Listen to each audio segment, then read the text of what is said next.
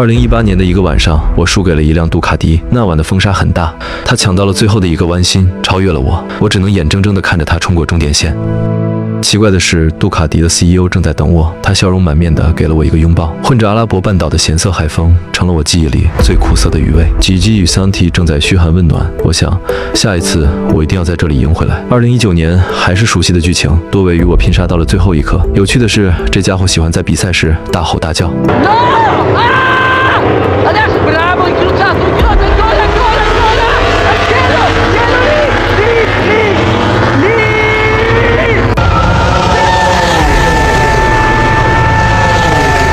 这一次我又输了，我不知道此时此刻我是什么样的心情，但是有一点可以肯定，这些红色的赛车越来越快，我快阻止不了他们了。2020年躺在医院闻着消毒水的味道，然后在直播画面里看着红色战车碾过每寸沥青，我本以为属于我的时代已经过去，但是没想到的是，多年后我与这群红色的家伙成为了队友，那颗残破的赛车之心有了恢复的迹象。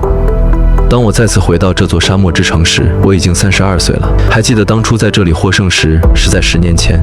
恍然间，我看见2014年本田战车扬起的金色沙尘。我跟媒体表示，这并不是我所擅长的赛道，我还需要跟其他的杜卡迪选手学习。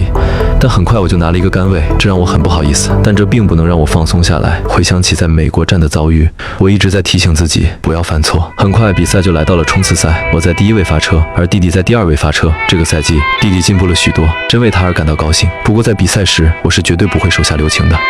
这是一场毫无悬念的比赛，我成功地赢下了卡塔尔站冲刺赛的胜利，这也让我从美国站的阴霾中缓解了过来，积分反超了弟弟2分。这数字里沉睡着本田时期的30次退赛，还有2020年手术台上错过的整个春天。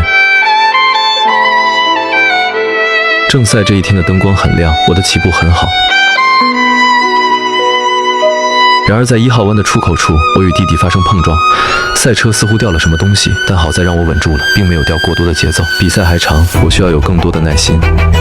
在比赛进行到第3圈时，派寇已经来到了我的身后，他没有做过多的等待，在第4圈时超越了我，但我并不急。比赛还剩下18圈，我需要稳住自己的节奏。在比赛进行到第6圈时，我抓住了机会，超越了派寇。然而让我意外的是，今晚的前排多了一个老朋友，他的速度很快，不一会儿就把我给超了过去。我想，游戏是时候开始了。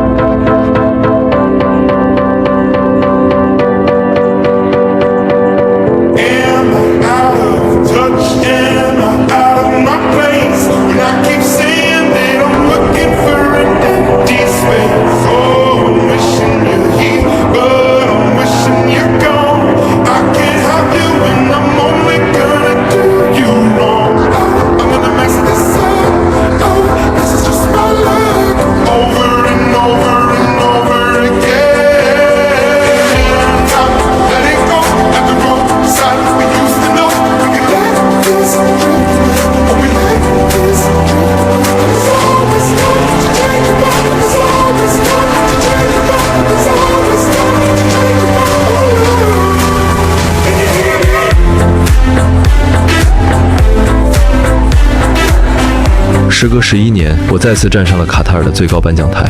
沙漠的风依旧裹挟着沙粒，却再不能模糊我的视线。虽然早已物是人非，但我依旧是我。